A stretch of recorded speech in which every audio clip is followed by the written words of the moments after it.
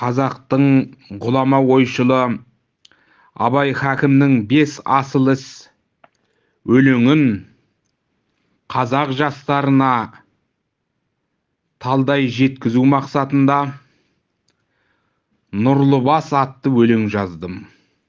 Авторы Алтайбай Қажы Аманжолұлы. Нұрлыбас.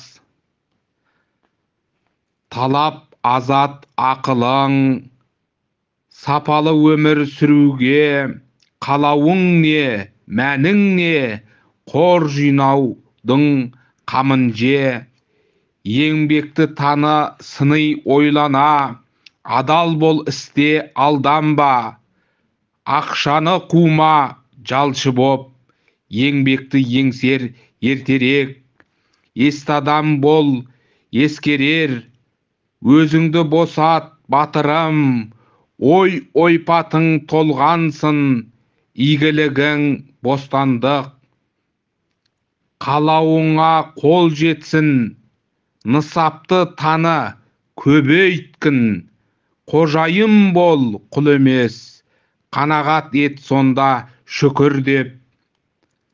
Бастысы қазақ бай болғын, беруші қолды Нұрлыбас, рақымшыл адам сен болшы, шапағатын шашатын